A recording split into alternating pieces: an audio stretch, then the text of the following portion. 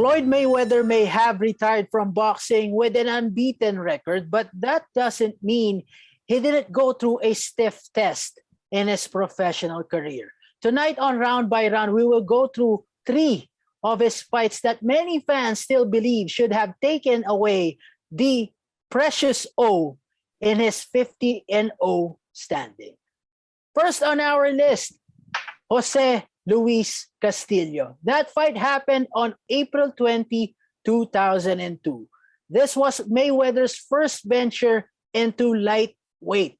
Dennis, most believe that Castillo should have won the fight, especially in the final stretch of that bout where Mayweather was, lost in translation due to Castillo's pressure. 3 judges had it in favor of Mayweather. Do you agree with the scorecards?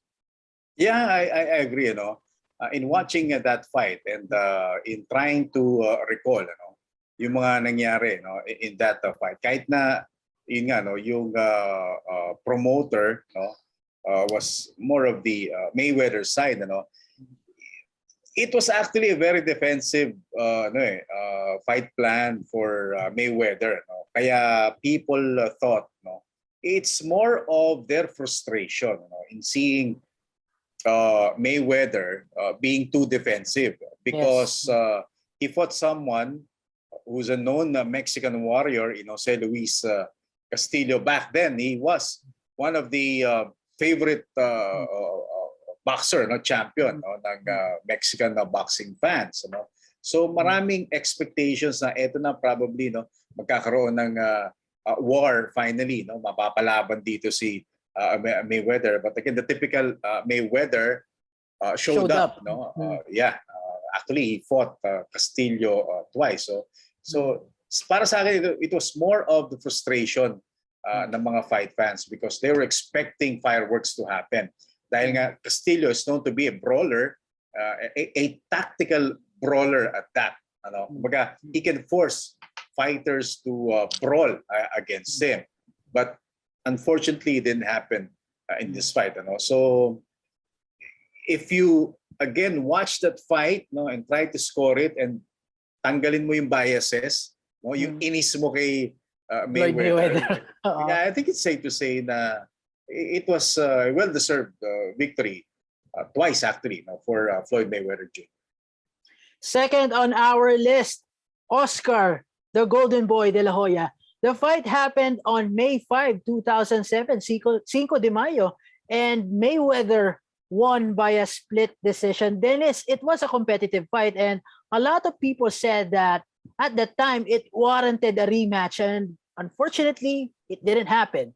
Oscar did put forth a gallant effort to break down the defense of Floyd throughout the contest. But to you, do you honestly believe that it could have played out differently if Oscar was a bit younger?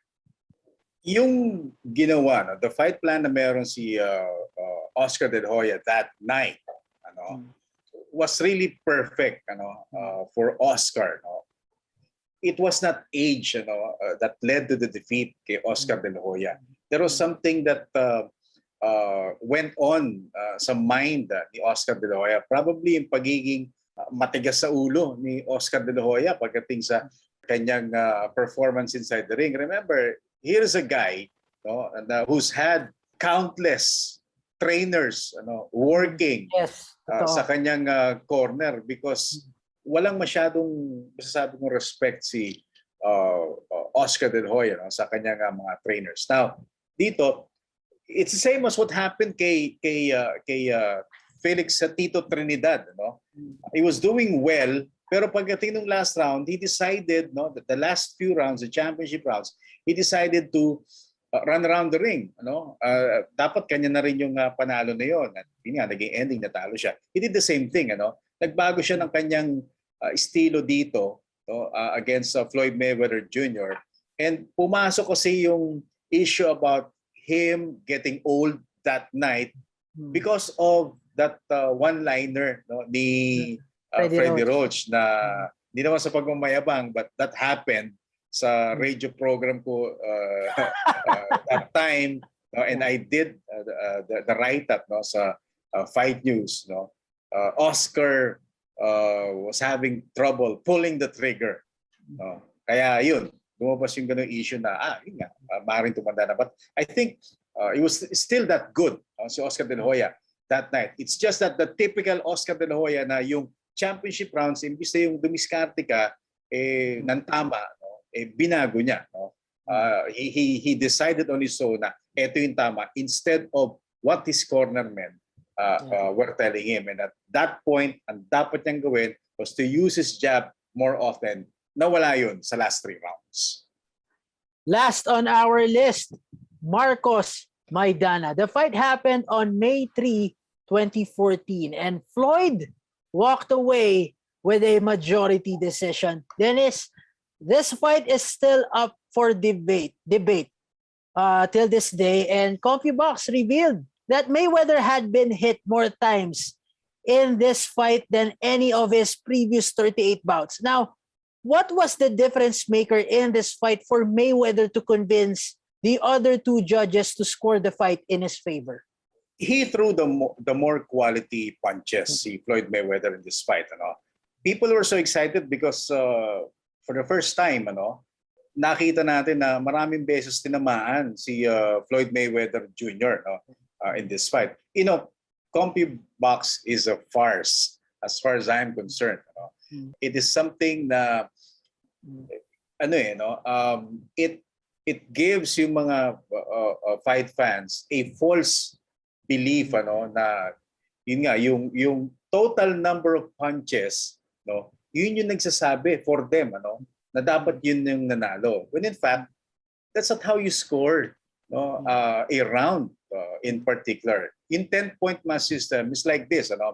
Boxer A unleashes 3 punches, tumama sa Boxer B. But Boxer B unleashes 1 solid blow na groggy itong si Boxer A. CompuBox will tell us lamang si Boxer A. 3 against 1. But yung tamang scoring would be to give that round 10-9 kay Boxer B because he threw the more telling blow. Kahit na isa lang yun. So, parang ganun yung nangyari. There were times na inabot ni Maidana si Mayweather, parang nagulat. But if you look at the overall picture din, meron din mga ganong solid blows na pinatama na si Mayweather. And overall, in its totality, mas may quality na binato itong si Mayweather as compared dito kay Marcos sa Maidana. Na-excite lang ang mga tao because for one, there was one, I think majority draw, yung isang majority decision actually. There was one judge who scored it a draw. Kaya nagkaroon tuloy ng justification yung mga kwentuhan na dapat talo doon si Mayweather. But sa tingin ko mas malinaw pa tong panalong ito as compared doon kay sa laban ni Mayweather kay Jose Luis Castillo.